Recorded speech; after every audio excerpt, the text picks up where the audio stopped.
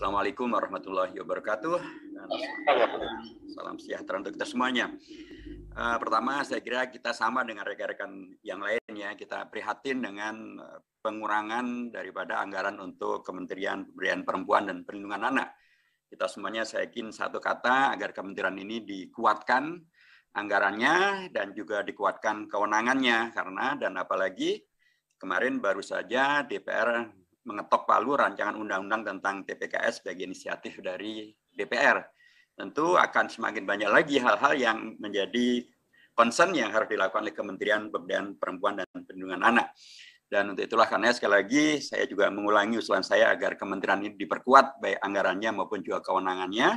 Selain juga karena yang ngurusi memang luar biasa. Baik terkait dengan jumlahnya perempuan dan anak pasti lebih daripada 60% penduduk Indonesia. Dan strategis daripada ibu dan anak adalah masa depan dan masa kekinian daripada kita semuanya.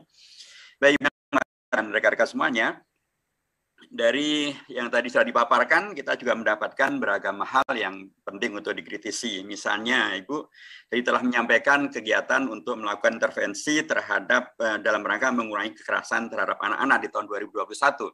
Ada jumlah kegiatannya 33 intervensi ya Ibu ya. Tetapi data yang kemudian ditampilkan juga oleh Kementerian Pemberdayaan Perempuan dan Perlindungan Anak, ternyata kita membaca data demikian. Tahun 2021 terjadi peningkatan kekerasan terhadap perempuan dan anak meningkat drastis dari tahun 2020. Tahun 2020 hanya disebutkan angkanya 20.505 kasus. Tapi tahun 2021 naik menjadi 25.227 kasus. Itu Ibu artinya kenaikan sekitar 23%. Besar sekali kenaikan itu. Dan Ibu sudah menyampaikan di sini sudah bekerja sama dengan LSM dan lain sebagainya, tentu sangat baik. Tetapi dalam paparan Ibu sama sekali belum menyebutkan tentang intervensi terkait dengan penguatan lembaga keluarga Ibu. Padahal LSM dan faktor luar itu adalah sesuatu gitu ya. Tetapi yang akan sangat efektif untuk membentengi kekerasan terhadap perempuan dan anak dan memberikan mereka imunitas untuk kemudian bisa terselamatkan dari kejahatan ini adalah institusi keluarga. Jadi saya mengusulkan agar institusi keluarga ini menjadi faktor penting begitu ya, yang dikerjakan oleh Kementerian Pemberdayaan Perempuan dan Perlindungan Anak. Kalau perempuan dan anak itu pasti keluarga Ibu kan. Itu menjadi bagian yang dipentingkan supaya dari dalam setiap anak dan setiap perempuan sudah mempunyai kemampuan dan imunitas untuk menyelamatkan diri, menyelamatkan orang lain, dan kemudian tidak terkena kejahatan seksual maupun juga kekerasan seksual dalam bentuk apapun.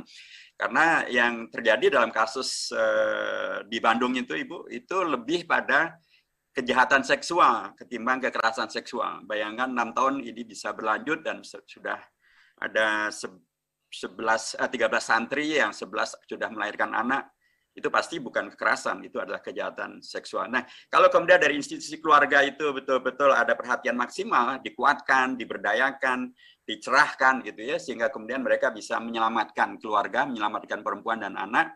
Dan kalau seluruh keluarga Indonesia melakukan hal itu dan memberikan perhatian itu, kita sudah mengurangi lebih dari 50% permasalahan yang mungkin bisa terjadi.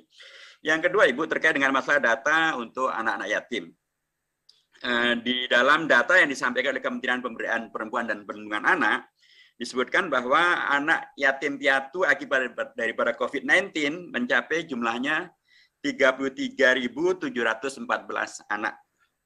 Dan menurut Kementerian Pemberdayaan Perempuan dan Perlindungan Anak, angka ini sudah dikoordinasikan dengan Kementerian Sosial. Tapi mohon maaf Ibu, kemarin dalam rapat Menteri Sosial dengan Komisi 8, ternyata Kementerian Sosial menyebutkan angka untuk anak-anak yang merupakan yatim akibat daripada COVID-19, jumlahnya hanya 30.000 Ibu.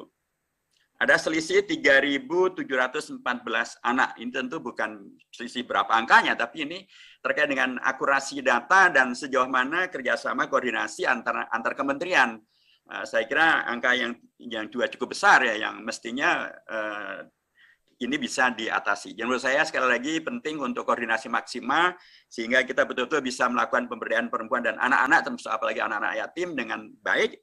Tidak ada yang kalau ini malah entah mana yang benar nih, yang ibu lebih 3.700 atau yang di Kementerian Sosial yang kurang 3.000. Nah, ini harus betul-betul diselesaikan supaya kemudian dengan data yang baik kita bisa memberikan pelayanan yang terbaik. Sekira demikian Ibu, terima kasih. Assalamualaikum warahmatullahi wabarakatuh. Waalaikumsalam. Terima kasih Pak Dr. Widodo.